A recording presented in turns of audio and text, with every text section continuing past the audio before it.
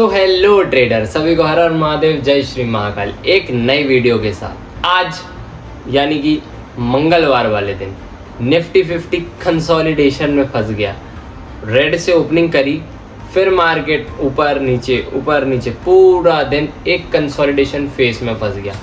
हमारे हिसाब से या जितने भी प्रेडिक्शन वाले थे सबके अकॉर्डिंग मार्केट में मूव आना था। मेरे हिसाब से तो मार्केट नीचे जाएगा और बाय ऑन डिप का बाजार दे के फिर बाउंस बैक करेगा, बट ऐसा हुआ नहीं।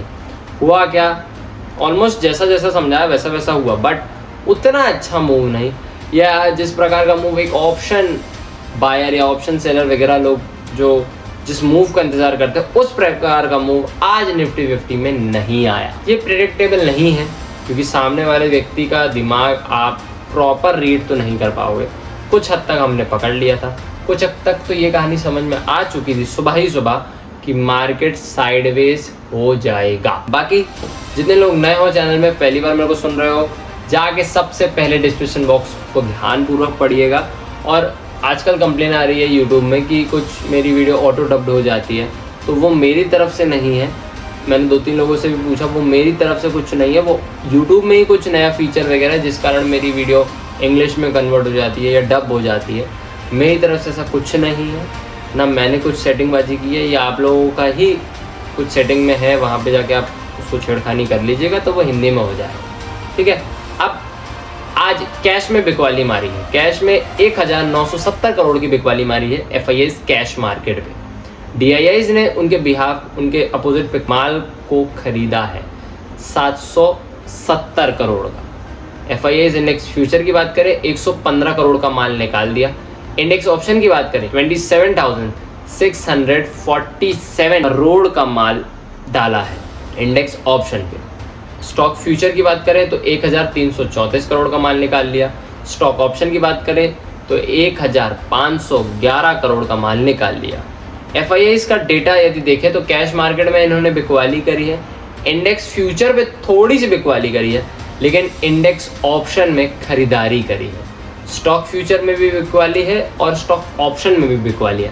सिर्फ और सिर्फ आपका इंडेक्स ऑप्शन ही है जिसमें आज इन्होंने अच्छा खासा पैसा डाला। 27,000 रुपया मार्केट में, 27,000 करोड़ रुपया मार्केट में डाला है। ठीक है, एफआईआईज का डेटा तो अच्छा नहीं है, बिकॉज पूरे दिन जितने लोग आज मार्केट में बैठे होंगे, पूरे दिन 3 घंटे के आसपास, मेरे को लगता है 3-3.5 घंटे के आसपास ये 100 पॉइंट के रेंज में ही पूरे दिन मंडराता रहा। तो ना कॉल वालों को प्रॉफिट हुआ ना पुट वालों को प्रॉफिट हुआ, दोनों प्रीमियम हंटिंग या टाइम डेके वगैरह में फंस के रह गए। ऑप्शन वालों का तो आज दिन था ही नहीं, ये बात तो सही है। निफ्टी 50 का आज हाई मारा 25,500, 25,593 का। ठीक है, 600 को टच करने की उम्मीद थी, आज 600 तक जाने का था बट नहीं गया, और लो लगाया 25,501 का। तो वो ज़्यादा मोमेंट नहीं, वही 90 पॉइंट की रैली पूरे दिन उसी में मार्केट घूमता रहा। आज निफ्टी 50 की यदि बात की जाए तो 24 शेयर, ये 24 कंपनीज ग्रीन थी और 26 कंपनीज रेड थी। जैसा कि बताया 24-26 ज़्यादा डिफरेंस नहीं है, पलड़ा ज़्यादा या साइड ज़्यादा सेलर्स की हैवी है। ठीक है। बैंक निफ्टी की बात की जाए तो बैंक निफ्टी 57,533 का हाई और 57,150 का लो लगा के आज हमारा बैंक निफ्टी वैसे ही जैसा निफ्टी 50 का था, सेम वही हाल इनका भी हुआ। आज 8 बैंक हरे थे, 4 बैंक रेड थे। निफ्टी 50 की क्लोजिंग आई है 25,540, 540, करेक्ट फिगर इसका 41 है, मैं उसको 40 कह रहा हूँ। 24 पॉइंट चढ़ के निफ्टी 50 हमारा बंद हुआ है। ठीक है। इंडिया विक्स की बात की जाए तो 15 से गिर के 12.53 पे बंद हुआ, 2% गिर के। ठीक है। सेंसेक्स क्योंकि आज एक्सपायरी वगैरह थी 83,697 पे बंद हुआ है, 90 पॉइंट चढ़ के। तो सेंसेक्स में भी ऑलमोस्ट सेम हाल था। आज हर जगह से लंका लगी हुई थी। आज ऑप्शन वालों को तो पैसा कमाने का मौका नहीं था, ऑप्शन बायर स्पेशली जो बाइंग वगैरह करते हैं, क्योंकि टाइम डेके वगैरह हो गया तो इस कारण कहानी निपट चुकी है।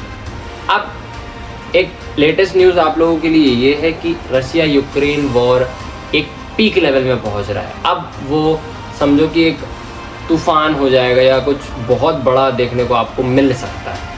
जिस प्रकार का रशिया का स्टेटमेंट है, यूक्रेन का स्टेटमेंट है, तो कुछ तो बड़ा होने वाला है।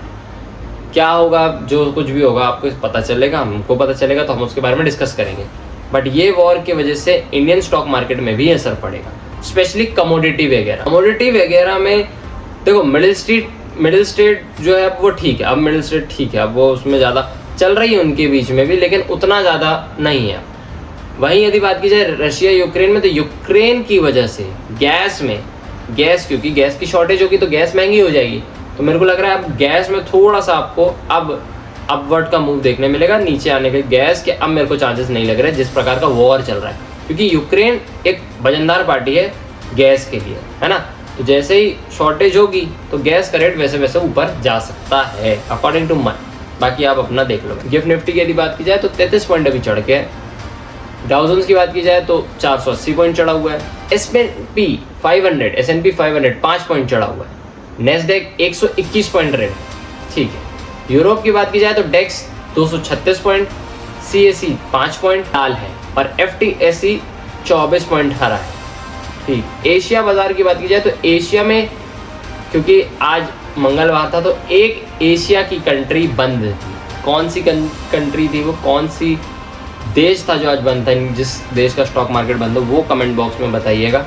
आज मंगलवार वाले दिन कौन से देश की छुट्टी थी स्टॉक मार्केट से, ठीक है। बाकी एशिया पूरा हरा है, सिर्फ 2 कंट्री को छोड़ के, जकार्ता और हमारा निकी, बाकी पूरा हमारा एशिया ग्रीन है। थोड़ा 25 पॉइंट 90 पॉइंट थोड़ा मतलब पूरे ही हमारे जो एशियन मार्केट है वो ग्रीन की तरफ ज़्यादा है।